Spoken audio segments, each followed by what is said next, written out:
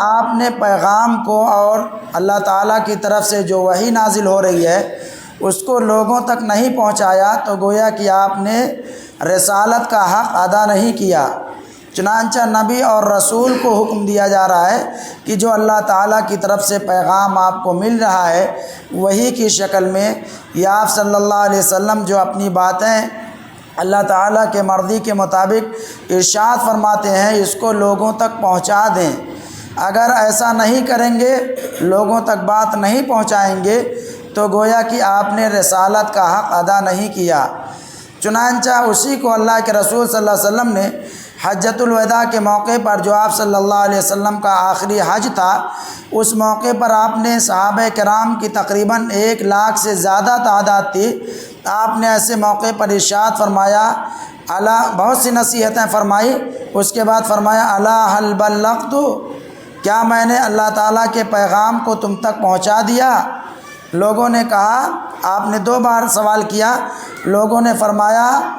نعم یا رسول اللہ قد بلغت الرسالہ وأدى الامانہ ونصح بالامہ، کہ آپ نے اللہ تعالیٰ کے پیغام کو پہنچا دیا ہے اور امت کی خیر خواہی اور امت کے بارے میں جو اچھی باتیں ہیں جو امت کے لیے حق میں ہیں، بھلی ہیں، اس کو آپ نے پورا جو ہے یعنی پہنچا دیا ہے۔ چنانچہ اللہ کے رسول صلی اللہ علیہ وسلم نے اسی موقع پر وہیں پر صحابہ کرام کو ایک اہم جو ہے ڈیوٹی پر لگایا، فرمایا کہ ٹھیک ہے تم لوگ تو یہاں پیغام کو سن لیے ہو، بات کو سن لیے ہو، تو صرف بات یہیں تک نہ رہے بلکہ الا فلیبلغ الشاہد الغائب، کہ تم میں سے جو یہاں موجود ہے وہ ان لوگوں تک بات پہنچائے جو یہاں نہیں آ سکے یا یہاں نہیں شریک ہو گئے ہوئے یا جو ہمارے بعد آئیں گے، ان تک بات کو اور پیغام کو پہنچایا جائے۔ اس کا فائدہ کیا ہوتا ہے؟ بہت سی مرتبہ جو ہے کوئی آدمی تقریر سنتا ہے، بیان سنتا ہے، حدیث پاک پڑھی جاتی ہے، قرآن کی تفسیر پڑھی جاتی ہے،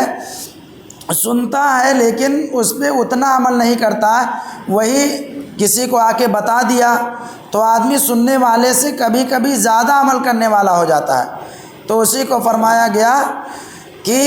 بعض دفعہ ایسا ہوتا ہے کہ سننے والے سے زیادہ وہ شخص عمل کرنے والا ہو جاتا ہے جس کو بات پہنچائی جا رہی ہے۔ سنا تو آپ یہاں نے بیان، لیکن آپ نے اپنے گھر میں بھی بتا دیا، یا جو باتیں آپ کو یہاں سے یاد رہ جائیں وہ اپنے دوست احباب ملنے جلنے والوں میں ساتھی سپاٹی میں بتا دیں، تو کبھی کبھی آپ سے زیادہ وہی وہ بات پر عمل کرنے والا ہو جاتا ہے۔ تو یہ جو ہے ہماری ذمہ داری ہے، اور اللہ کے رسول صلی اللہ علیہ وسلم نے صحابہ کرام کے واسطے سے ہر امتی کو حکم دیا ہے کہ جو اچھی باتیں ہیں وہ لوگوں تک پہنچائی جائیں اور جو بری باتیں ہیں اس سے روکا جائے۔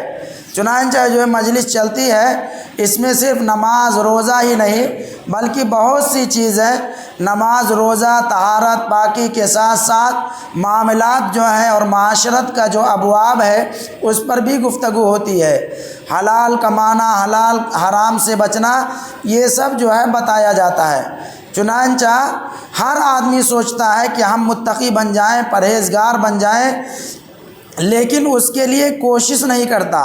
سوچتا ہے کیسے بیٹھے بیٹھائے جو ہے ہم بہت اللہ والے اور بزرگ اور پرہیزگار بن سکتے ہیں۔ تو ایسا نہیں ہے میرے محترم بزرگوں اور دوستوں،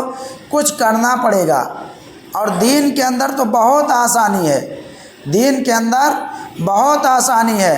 اب آپ آئے، نماز پڑھ دیے، 10-15 منٹ لگا، پھر آپ فکر کریں جو ہے کہ ہم کو عشاء کی نماز پڑھنا ہے، اسی طریقے سے آپ فکر اپنے اندر پیدا کریں گے اور دین کی طرف خود بھی آئیں گے، اپنے گھر والوں کو لائیں گے۔ یہ جو ہے ہم سب کو جو ہے تہیہ کرنا چاہیے اور عہد کرنا چاہیے۔ چنانچہ یہ مجلس مغرب سے عشاء تک ہوتی ہے، تو اسی سلسلے کی ہفتہ واری مجلس ہے۔ آج آپ لوگوں کی خوش نصیبی ہے کہ اتنے بڑے بڑے علماء کرام یہاں پر تشریف لائے ہیں،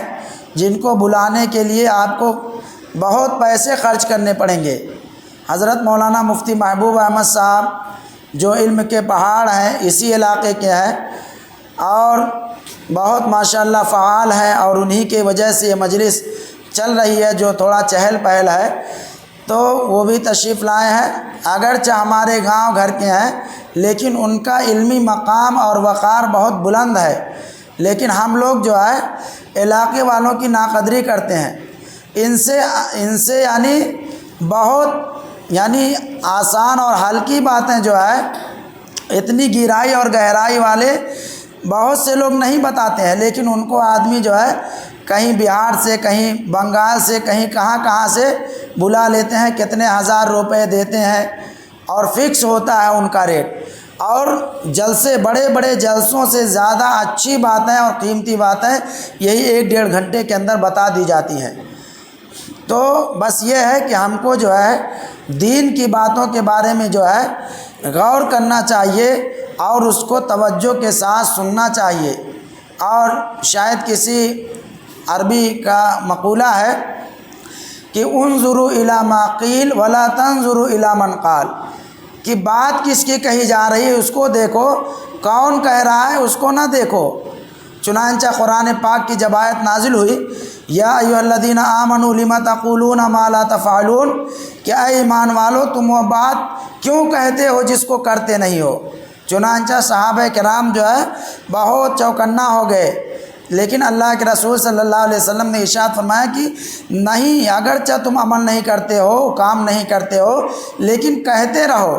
کہتے کہتے تمہارے اندر خود جذبہ پیدا ہو جائے گا کہ ہم فلانے تو کہہ رہے ہیں لیکن ہم خود ہی نہیں کر رہے ہیں۔ چنانچہ ہمارے اندر بھی جذبہ پیدا ہوگا کہ ہم وہ کام کرنے والے ہو جائیں۔